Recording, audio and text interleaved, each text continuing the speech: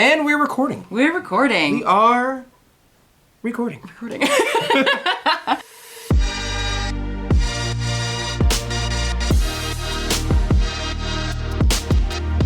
This is The Mud Peddlers, a podcast where two nerdy ceramic artists share the behind the scenes of their worlds of clay.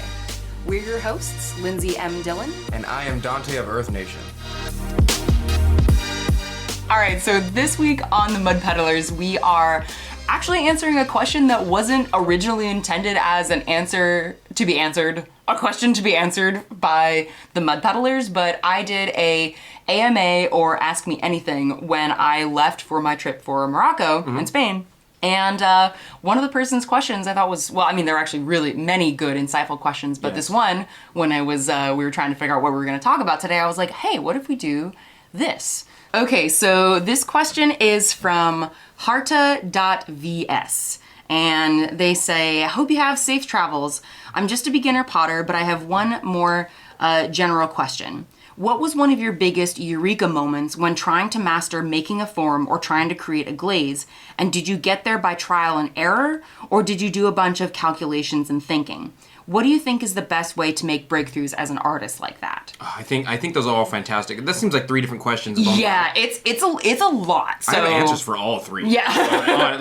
Lindsey sent me this question, I want to say like a day and a half ago, maybe a day ago, and I immediately was like, I'm in the throes of realizing this right now. Yeah. 100%. And for me, I kind of laughed because when I actually answered the question in the AMA, my brain apparently stopped reading at Eureka moments because my immediate reaction was all of these like... Mine too. More of like emotional kind of realizations. But I think we can think of some like formation and glaze making Eureka moments. I mean, especially since you've done... the glaze chemistry courses. Yeah, the glaze chemistry courses. Yeah. There's like 3 or 4 little pieces of information that not only have I realized myself, but were passed down to me from the classes that I was like, okay, I'll try that. And once I did, I was like, okay, so that just works for everything? That just makes all of my glazes better until the end of time. Okay, cool. Cool. Yeah. Okay, all right, well, let's get into some of them. Well, I want to first start with beginner pottery tips, if that's what we're calling them. The Eureka moments for like starting potters.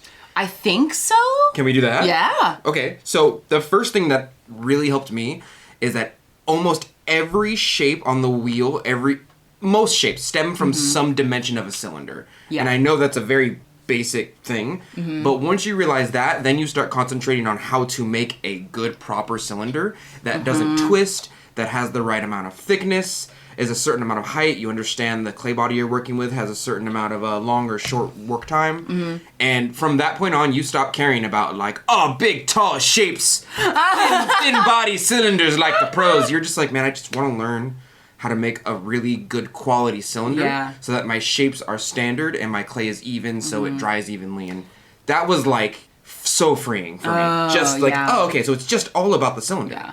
I feel like that's why a lot of beginning classes, not all of them, but a lot of them will have an assignment where it's like make 6 cylinders that are 6 inches tall and, the same width or whatever, and like the cylinder making exercise is definitely a thing because it's, And then once I stemmed off of like, okay, make a good cylinder, I started to realize the reasons why a cylinder would be quality or not, such as like you can tire out clay based on the clay you're using. Yeah. Number 2, what is twist? Wait, we should go into that just a little bit more, like, or just to provide an example, like, even though I'm looking at moving away from B-mix with grog because of the whole issue with the 3.5 absorption rate, even after it's vitrified, so it's like semi-vitreous instead of like fully vitrified. Right. So I'm looking at moving away from that clay, but the reason I like that clay is because if I'm learning a new shape, it can deal with in general, it can deal with my bullshit. Like, it can be stretched and then, like, pushed back in. Slap it around a little. Yeah, exactly. Yeah. I can take it off the wheel, and even if it warps a little as I'm taking it off the wheel, it doesn't stay that warped. And I can work with it for a while before it gets oversaturated. Whereas if you're working with, like, a porcelain, at least it's been a while since I've worked with porcelain, so correct me if I'm wrong, but I kind of feel like porcelain is not the clay you work with if you are learning a new shape or you're gonna be experimenting with the form on the wheel itself. Like, I feel like with porcelain, you gotta go into it knowing what you're gonna make and what hand movements you're gonna use to get there, so that you're not stretching and the clay or contracting it, and then take your it doesn't take your bull crap. You know what I mean? It just doesn't like... Porcelain, the way I describe it to people who... And there's always... And I know I've talked about this before. There's always the beginner potter who's like, I want to learn how to work with porcelain. Yeah. Because that's like the clay, right? Right. And the more experienced potters are generally like, well, no, not really. Yeah. I mean, yeah, but no, not really. And there's also... I mean, there's like plenty of... cultural, sociological reasons why porcelain, a white clay body that was associated with We used to call it China for a reason. Yeah. Not to say that it's you can't use it for those reasons. Sure. And if you do want to, experiment with a shape on the wheel with clay, you can do that. It's 100%. It's just going to be harder. What I'm trying to say. But, right. And the thing that I always say for people who go down that path, especially beginners who are like, I want to work with porcelain as fast as possible, because that's a modicum of being skilled, right? Yeah. First of all, not really. You're going to find someone who can, and please forgive my bluntness here, you're going to find someone who's better than you at throwing with just clay. You're going to find it. You're going to find someone who's using garbage clay, who's using like an amalgamation of like B-mix and redstone and porcelain and half, that's throwing like fantastic shapes while you're blowing your eyes out trying to make sure that you don't get twists in your porcelain. Yeah, that actually low-key reminds me. That's like very like a Shokugeki, like Food Wars kind of vibe. Yeah. Like when he wins the cooking competition. This is an anime, by the way. Yeah. Great anime. It's a cooking anime. Yeah. And when like the guy, wins the cooking competition with like the discount supermarket. Yeah. It's just like bless. Anyway, so twisting though, you wanted to talk about twisting. Oh, I wanted to talk about twisting because the second that I realized that twisting is just a factor of friction in between your fingertips in certain parts of the cylinder, it immediately became a non-issue for me.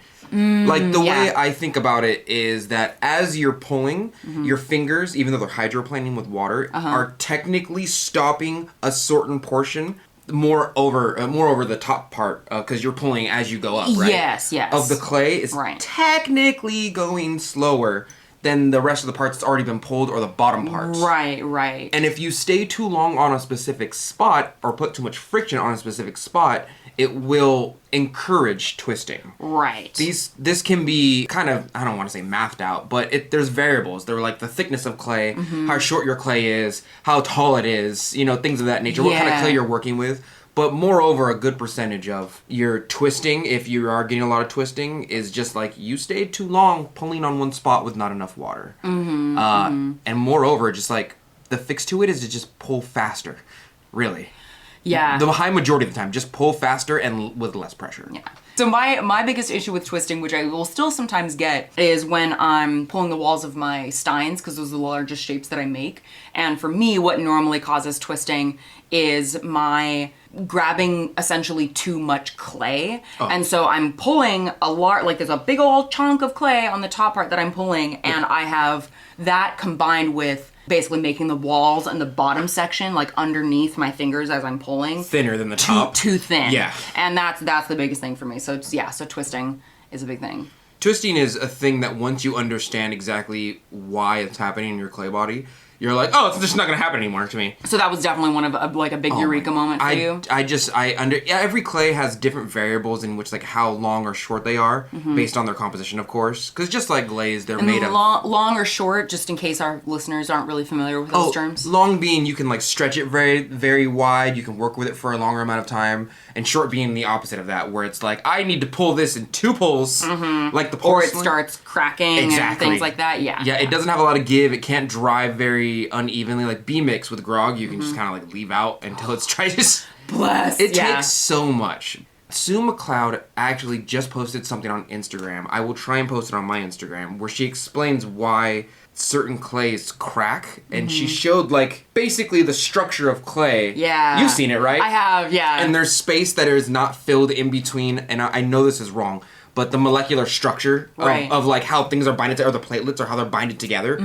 And she was like, yeah, the less space there is in between them, the better the clay is, the more like compounded it is. Right, and the longer you can work with it and stretch. But if there's air in between those and it's not filled with something like sand or grog, usually it's shorter and it's more difficult to work with. And she made a whole like post about it. Please go check it out. Yeah, if I can find because I think she listed, was it in her Instagram? It was on Instagram. Okay, yeah, I'll see if I can find the link and I'll drop it in the show notes, because like we love Sue McLeod. If y'all didn't know already, didn't understand. Sue McLeod's amazing. Sue's based on the cast. Yeah, she is. I don't know what that means. On but God. actually, I know what based is. Is she the goat? There can only be because like one that's greatest goat. amount of time. Yeah, there can only be like right. one goat. Okay, all right. Yeah. Thank you for keeping me up with the lingo. It's okay. Yeah. But if you meet someone who calls someone else, like if someone's like Biggie's the goat and like Tupac's the goat, they're because that's like that's the big like they're East Coast West Coast. They're technically not wrong in any sense of the word, but there is an argument to be had. Okay. You know what I mean? Yeah. There's definitely. I hear you.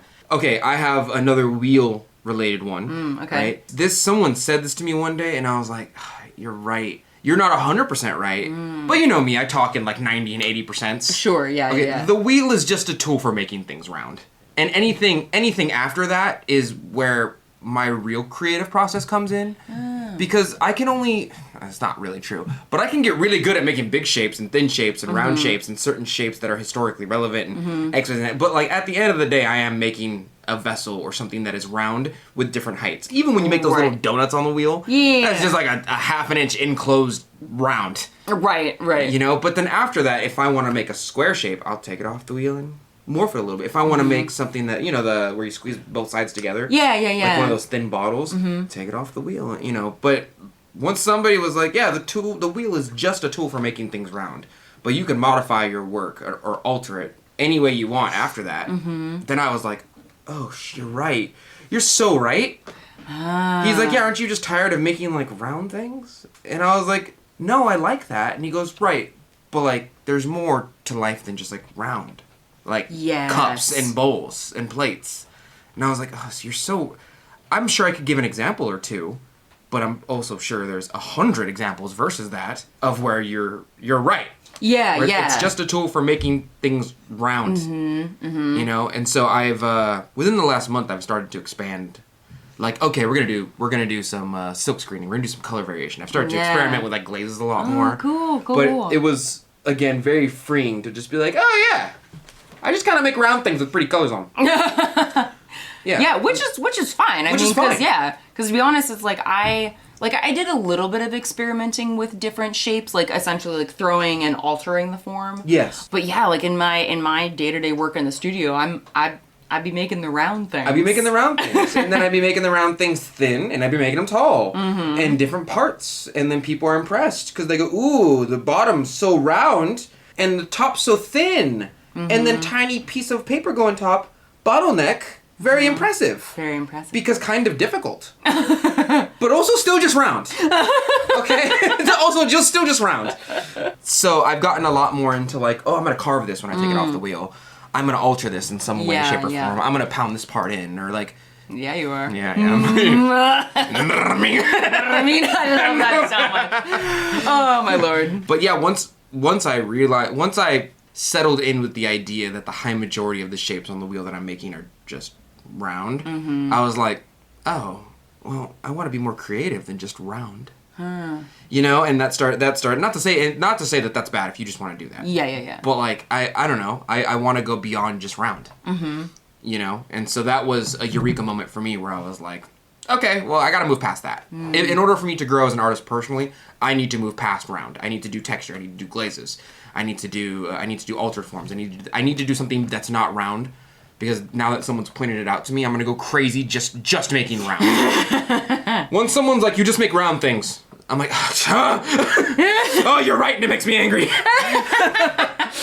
So it kind of seems like so far, you know, since I know part of the question was like, did you arrive at these eureka moments by I can't remember exactly what their terminology was, but essentially organically versus like making a lot of calculations. So it kind of sounds like so far a lot of it is the kind of organically coming to these like realizations or like people telling you. Do you have any examples of, you know, where calculations or things like that became through direct study you came to the eureka moments? Yeah, a lot of it's confirmation.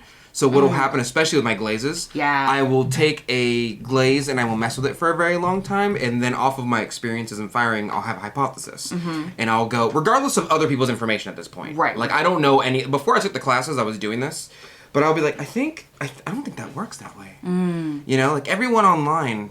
Which is a crazy sentence in the pottery community. You got to be careful. Facebook groups are wild out here. They'll just say stuff with no proof whatsoever. I'm telling you. I'll do a lot of that, and then I'll go, I don't think they're correct. And then I'll I'll kind of reevaluate. Like, one thing was, again, Sue McLeod talked about specific gravity. Yeah. I, for a long time, without knowing anything else about specific gravity, was like, I think Randy's red is changing color based on the amount of water I put in it. Mm-hmm. Which, to a chemist, is a no duh. Oh, right. Right? But I didn't know I was making glazes. And then Sue told me, like, oh, yeah, what's your specific gravity? And I'm like, what?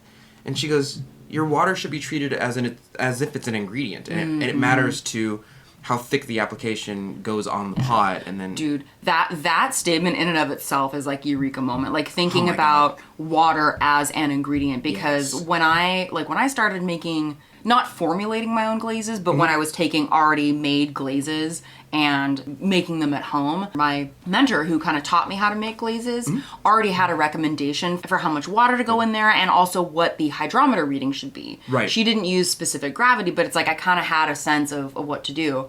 But when I started looking at possibly going outside of the resources and the glaze recipes that my mentor provided, I was looking through books and going like, well, how much water do I put in? Exactly. What should the hydrometer reading be? None of the recipes have it on glazes even. That's insane to me. So I like that statement that water should be treated as an ingredient, because it's like, because that's like a whole ass load of other researching than you have to do as the glaze maker to figure out what the specific gravity needs to be to get the look that is on the, and you have to test the test tile, right? And I was testing these. I was like, my Randy's red is not consistent whatsoever. Yeah. It ain't even coming out red. It's coming out blue and purples and yellows. And then after a while, I was like, oh, it needs to be in between like 1.2 and 1.3 specific gravity. And it needs to be held underneath the water for at least 2 seconds and then taken out. Right. And then that'll give me real consistency if I do it at this heat. And, but like... I'm telling you, man, these Facebook people are wild. So they're just like, yeah, stick your finger in it, and if you can't see your finger through the glaze, you're good. What? Well, I mean, like, those are the kinds of techniques that it's like, it reminds me a little bit of how, like, before the thermometer, like, was invented, people who were cooking would basically stick their hand inside the oven and go, yeah, it feels about right. And it's like, okay, sure, that works. Like, we have survived as a species up to the point sticking our hands in ovens and going, that should be the right cooking temperature. And it kind of works. It's been kind of working. Yeah, but we have something that works better. It hasn't been working. It's been working, and sometimes it works well. And sometimes it doesn't work well. Yeah. But I will say what I'm doing now is working consistently well. Yes, and I feel like that's the difference. What I will say as well is after kind of the Eureka moment of water and consistency and specific gravity, I've realized that there's a lot of people who also don't, they are now where I was without specific gravity. So when you go to Glazy and you talk to other glaze makers, just about this is like one of 5 things that makes a good glaze, right? Specific gravity alone, they're just like, what? Yeah. There are so many pictures and recipes on Glazy, which is the big network of like glaze makers that put their research and stuff up there, that just straight up do not put specific gravity, the viscosity, using a hydrometer, and they do not put the milliliters of water in the recipes. And there's so many comments, and they're sort of like, this glaze isn't working for me, like, Yeah. Not only that, just purity of chemicals alone is like, how do I test that? Yeah. You just gotta, I don't know. There's specific gravity is, not to go too deep into it, but it's definitely one that, like, you need to get down. Yeah. If you're making glazes. You need to know it. Yeah. And it's simple, too. Like, I would argue in some ways it's easier than even using a hydrometer. Because, like, the issue that I ran into, this is like a small little side thing, but the issue that I ran into sometimes with using the hydrometer is if I wanted to make, like, a small batch, then, like, the hydrometer was too long for the container that I had for the small batch. That's what she said. Yeah. Ha. Well. Sorry.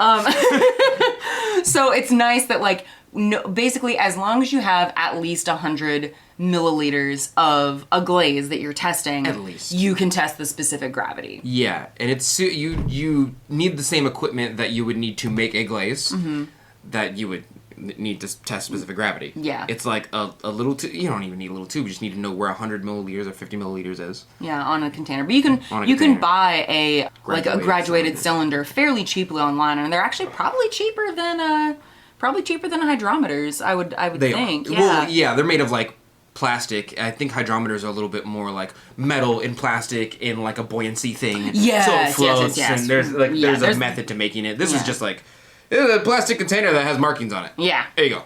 I have a glass one because I wanted to feel like an alchemist. Yeah. I really want an alchemist setup, but like, what would I I hella do too. What do I need it for? I'm trying to make my studio have an alchemist vibe to it, but it's got a long way to go. But I have little fairy lights on the ceiling, It feels homey, if that helps. Yeah, that's good. If you put like a red Minecraft bed in the corner. Oh my god. I've been playing Minecraft. Oh shit. Yeah. Oh my god, that's I got a couple other, I'm not going to say their names because they're out there, but I got a couple Potter friends to let me in their Minecraft server. Fun! Yeah. That's great. And like I've built a giant glaze library, and I'm like, this is your level. And so I'm putting a lot of glaze information that I'm just not putting on Glazy. In the Minecraft server? What the hell? I didn't know you could do that. Well, because like, remember I developed you that glaze, right? Yeah, the red glaze? Yeah. Okay, so I made a different one. I made a better one, essentially, that I think I'm going to show it to you just so I can give you a reaction. Okay. But, like, I can't put this on Glazy, and this isn't secret knowledge. Why can't you put it on Glazy? Realistically, I've been making glazes, and I find information that, much like me hypothesizing things, that works for me personally, and then I sometimes try and share it with the community. Really, and this is not on brand for the podcast right now, I'm sorry. It's really disheartening to form a hypothesis, put glazes together, which is already difficult, weigh them out, the specific gravity, the viscosity, test them underneath certain temperatures, put them on Glazy, figure out the flux ratios, put it in the calculator, figure out the aluminum to silica ratios, figure out the color, and then like put all that information on Glazy only for one nerd with no evidence to the contrary to any of the research that I'm doing to just go, nuh-uh. And there was just there was like one or two people that would just argue with me on Instagram that... Dude, just ignore them. I ignore them? Think about how many people benefit from that information. They just in the ice cream, Lindsay. Like, everyone had I was supplying ice cream to the whole hood. I think you should still yeah. That's what I think. You're right. I felt the vibe there. But also, like, it's so weird for me to say something and then I get, like, not a mountain of pushback, but enough pushback.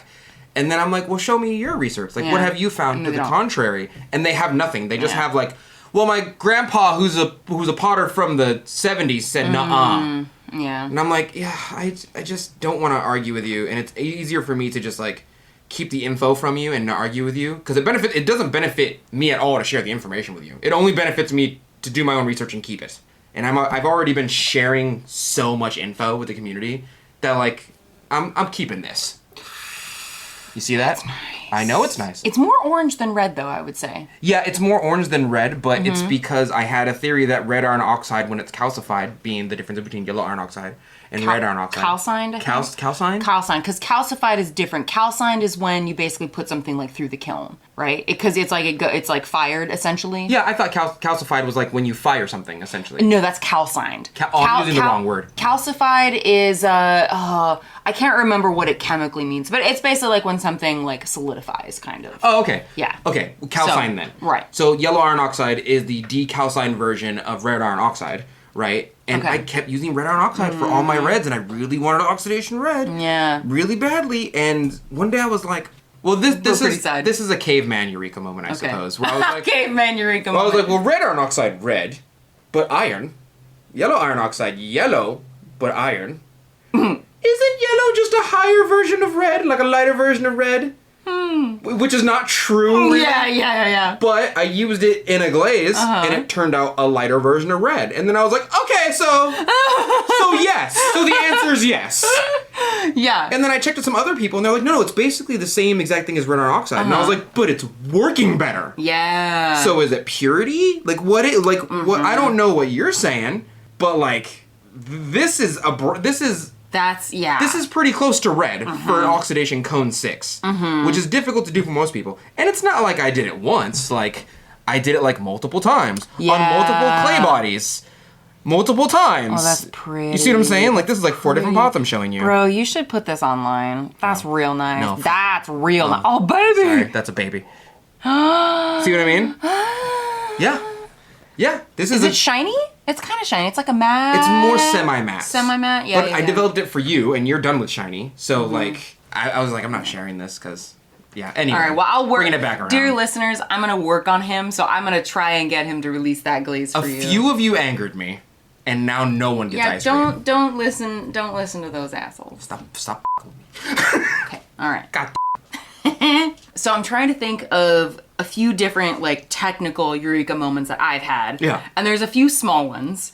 So, so I've been working on Stein shapes for a long time. This is like kind of a it feels basic, you know, it's like one of those things where it's like after you've had the eureka moment, it's like that, you know, like... You're like, I should have been doing this. I should have been, yeah. Yeah. So I kept trying to figure out like why my Steins didn't look like the Steins that I kept seeing elsewhere. What is it that makes a Stein Steiny, right? Yeah. So when I realized like, oh, it's really about the proportion of the width of the rim to the width of the base. Yeah. And it was like, okay, so if I want to accentuate the Steiny look, and again, admittedly, there's a bunch of different styles of Steins. I'm not saying that this is the one and only Stein. Right. But I realized that like, oh, okay, if I want to consistently get this particular style of Steiny shape, I need to be measuring the width of the base and the width of the rim. Right. So what I started doing is essentially I wanted to make sure that, okay, I wanted Steins that were like 6.5 inches tall, greenware, like when I'm throwing them. That's big. Yeah. 6.5 inches is big. It's big, yeah. I mean, of course it shrinks. I think we can all agree that 6.5 inches is large. Oh my God. I think everyone in this room Yeah, yeah, definitely. right now can agree 6.5 inches is, yeah. is f***ing huge, right? Yeah. Okay, thank you. Yeah. I just want to make sure we all agree. Oh, yeah, no, we're good. Thank we're you. good. Yeah, yeah. Anyway, so... So, 6.5 inches tall, but I also wanted to make sure that I kept the overall, like, tall, Steiny proportions, but also that the inside diameter was at least 3 inches, you know, across. With the foot, with the... No, at the rim. At the rim? At the rim. Okay. Because generally I try and make my cups, if not 3 inches wide, just only very slightly narrower than that, because otherwise people can't fit their hands right inside. And admittedly, I wash. have small hands in general, so there's plenty of people who can't, you know, fit their hands inside my cups to clean them. But I wanted the Steins to, anyway. Long story short, I had to figure out the right combination of height, of interior diameter at the rim, exterior diameter at the rim, and diameter of the rim of the foot. And realizing that it was just about the proportions and then figuring out how to measure those really allowed me to get a consistent style with the Steins. And then from there, it's just been adding like details kind of here and there to accentuate that shape even more. But it's been, that was a big thing. This is just a really brief one, so I'll just mention this quickly, but like weighing your clay. Like I just did a YouTube video on that. Yes. Yeah. It's so basic, but so many people don't do it. I hate doing it. Yeah. I love it because for me, and again, like if you don't, if not, how do I say? If you don't care about consistency, which is fine if you don't, like, you know, it's just like, it not everyone needs to have like 20 cups with the same shape. It's just more like when you get to the point where, or if you get to the point where you want your cups to be consistent, weighing your clay is the first step, and it's the most important from there. You know, measuring your stuff, that's the next step, but if you're not starting out with the same amount of clay every time, that consistency is harder to get, takes more time, and makes you less efficient. I will say, just as a mentality thing, that I fought weighing my clay for a long time because, as we've talked about many things being a scale, I thought it would bring me closer to the scale of production potter, and I was trying to fight that so hard in the past. Oh. Where I was like, oh, if I weigh my clay, I'm making things consistent, and consistency is a thing that production potters value. Oh, that's interesting. And I don't want to do that. But then, you know, I talked to you and like Tim C. And John the Potter, and most of you kind of echoed the same thing of like, well, if you make a cup, like 2 or 3 of the same cup, just because you're into it, right, and people like it and it sells out, why wouldn't you just make more of that same cup? Yeah. If people want more of something, supply and demand, you got to give it to them. And so I started to like, well, if they want the same cup, I have to weigh out the clay, figure out what it weighs, and then weigh the clay, and then make 2 or 3 of those cups. So now I have like. People like my dragon mugs. I'm making a little bit more of those. People enjoy my like Avatar tumblers, like the Avatar teacups. I'm like, well, I gotta make like 20 of those every. Yeah. You know what I mean? So it's just don't be afraid of the mentality. Yeah. You know, I'm old, so. Yeah. What is it they say? Boomer isn't just an age. It's a lifestyle. Or it's a mentality. It's not an age, but it's being a boomer isn't an age. It's a mentality. I'm just like a cool horny boomer. That's but fair. Definitely still there, you know? I'm like, new things! Still goated with the sauce. I know phrases. I'm cultured internet style. Culture. Hello, fellow kids. Do you have any more? Because I have like 2 more maximum. I've got a couple more. Okay, give them to me. Another big breakthrough on like a technical side was figuring out. So since I came from a more like sculptural background with clay, I really struggled to find my own voice with functional work. And I experimented a lot with different techniques, and I basically tried to do screen printing without screen printing. Like I didn't have, or silk screening rather. Yeah. So I didn't have like the right stuff to do it. So anyway, I probably could have saved myself a lot of time, but I was like, I'm gonna experiment on my own. That's where innovation comes. That's good. That's true, but I could have saved myself some time. Definitely. But I think realizing that I could use rubber stamps for surface decoration was big. I have sort of bounced around between different modes of creating. Like I, again, come from a sculptural background, learn how to do more wheel throwing. I didn't necessarily consider myself a 2D artist particularly, but I found that the more that I do, the rubber stamp designs, the more that I'm designing things in Photoshop, I'm sketching things out on my sketchbook. And so I guess I'll just say this isn't very cohesive, but I guess I'll just say... I think this is all good information. Okay. If I was hearing this as a new beginner potter, I would have been taking okay, so I need to try this, this, and this. Okay, all right. And that would take me a f***ing year to do. This is a good episode, I think. Okay, all right. Hopefully it is helpful. So the rubber stamps provided an opportunity to explore 2D surface design, even though I came from a sculptural background. So in terms of looking at what kind of skills you can develop, I guess I'll just say don't be afraid to try things you may not consider yourself necessarily like good at. Like I didn't really, it's really recently that I've even started sharing more of my like drawings, more of my like stuff in my sketchbook. And again, all that's really on my Patreon just because I didn't really consider myself a 2D artist. But the rubber stamps allowed me to explore that more and get better at it, I think. Yeah, like I silkscreen with my stuff. Yeah. I don't consider myself a silkscreen. Like Tim C is fantastic at drawing his little robots. Yeah. I can't draw. You know what I mean? Like I can't draw. I pay someone to make silkscreen images that other people make for me, and then I put them on cups. Yeah. Pretty much. Like I can't do that. But if you can find a path like Lindsey has, where she's like, I made something and I can make a stamp out of it and integrate that into my work. Go ahead. Don't box yourself into only ceramicist. Yeah. Oh my god, I'm gonna have to bleep that out. There's plenty of bleep. Yeah. One giant eureka moment that I had was that soon after I started making glazes, I realized after so many hours of... Because I started I can make my own clay too, right? I don't make my own clay. But I realized very quickly that clay is also just a recipe. Yeah. Yeah, and because of that, it affects the chemistry of your glazes and how you work with your clay as well. And this is one of the reasons why I always test my glazes on white and brown clay, is because brown or red clay rather has a certain amount of iron in it and is, for lack of a better term, usually less pure. Usually comes with a bit of grog or sand in it. As for porcelain, like pure porcelain or white clay, usually has some type of talcum powder or talc base in it. That's changing now, but in a general sense, that's what it is. But because they're made out of two different recipes, let's just say one has 20% EPK and another one has EPK is Edwin Plastic Kaolin. Edgar Plastic. Thank you. Edgar Plastic Kaolin. I'm like Edwin. Edwin sounds cooler. Edwin does sound. It sounds like an alchemist made it. It is actually. It's an evil character from the Baldur's Gate series. And you discovered the Kaolin Mountain. Yes. But you start to realize that clay is just a recipe, much like glazes, and because glaze is so dependent on its chemistry to come out different translucencies or has different alumina ratios or silica ratios, clay has the same stuff, right?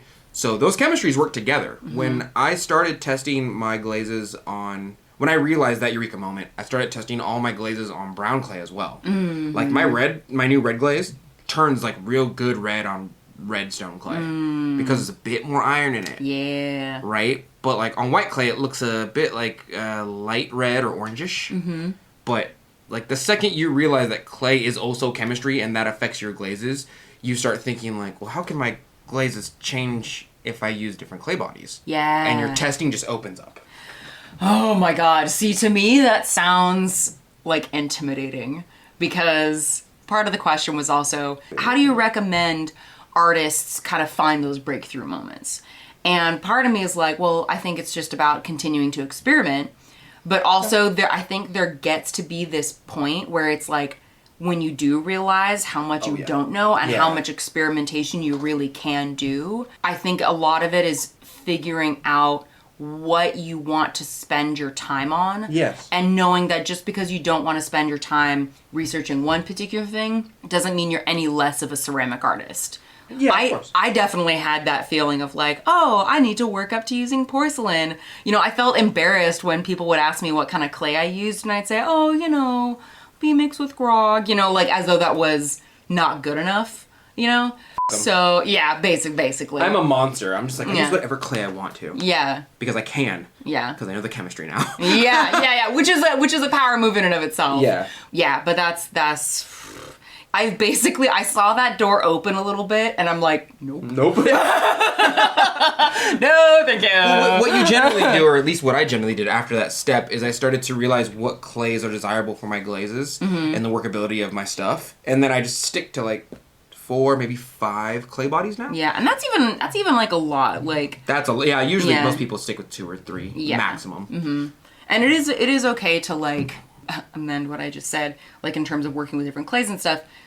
It's okay to walk in that door a little bit, and I think that like opening the door is important. Yeah. But you don't have to like continue down that road. So like if you try out a couple different clays, realize that you don't want to keep experimenting and you go back to what you're doing before, that is also okay. And for you, again, like you're working with 5 different clay bodies, so that in and of itself opens up other opportunities for you to have eureka moments. Right. It's kind of like a skill branch. Like within games, you learn fire, then fire, then fire ga, and then, Fire-ga. Fire-ga. Well, there's certain things that like the juice is worth the squeeze, and some things are not. Like there's some things I'm not gonna learn how to do. Mm-hmm. There's like chattering. I don't care for chattering anymore. Fair. I just don't, and I don't want to find the different variations of chattering. They're not cool enough for me anymore. And because of that, like, I'm not gonna learn how to use a Steve's tool really well, because a Steve's tool is just like a wheel that chatters for you. Oh. I'm just not. There's certain things that I'm like, I did it once. I dipped my toe in the water. I don't feel like swimming in that. Mm-hmm. It's not worth my time, my effort.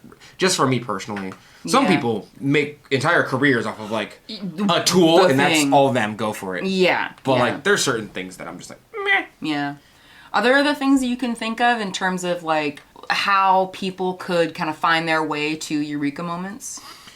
And I guess overall, how would you describe how you found yours? Again, like more organic or more like study oriented? I guess like both. I would say a lot of my eureka moments came from the fact that I did a lot of research and studying, and then I did a lot of experimentation, but I had no confirmation of those things. And the second I found someone, like Matt Katz, I found someone, and Rose Katz rather, someone that echoed what I already thought, I was like, yes! Yeah. Like I was on not only was I on the right path, this person just confirmed what I already thought. But it's difficult to find those sources because, number one, there's not a lot of them in the pottery world. Yeah. And number two, the ones that are there are like, I know I harken on the Facebook groups a lot, but there's a lot of Facebook groups that are just like people who tell each other old husband and wife tales of pottery. That like, oh yeah, I met this one potter in Apple Hill, and he put 1% copper in there, and then a squirrel ate out of it, and he died.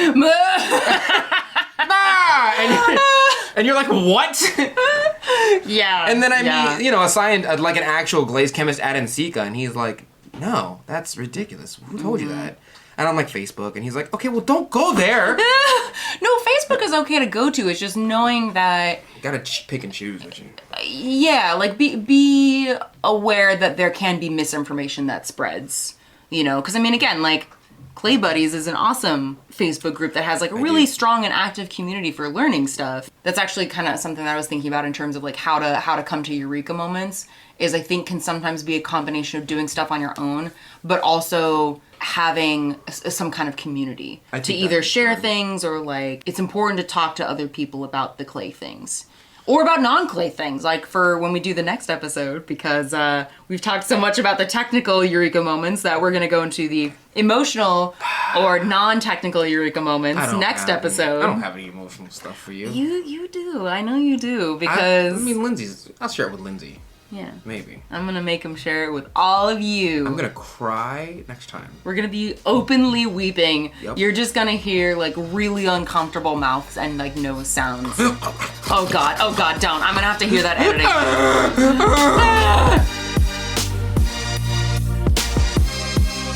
And that's it for today. Thank you for listening to The Mud Peddlers with Lindsey M Dillon. And Donte of Earth Nation. Want to say hi and see what Donte and I are working on in our studios? Check out the show notes for links to our websites and social media below. You can find me at lindseymdillon.com. That's LINDSEY, M as in monster, DILLON.com. And on Etsy, Instagram, and Facebook at Lindsey M Dillon. And you can find me at Earth Nation Ceramics. It's spelled exactly how you think it's spelled, but you can also find me on my Facebook fan page and Instagram at the same name at Earth Nation Ceramics. If you enjoyed hanging out with us today, or you have a question or topic you'd like us to discuss, take a second to rate and review the Mud Peddlers in Apple Podcasts. It helps our podcast reach new listeners, and we really appreciate the feedback. Thanks again, and we'll catch you next time.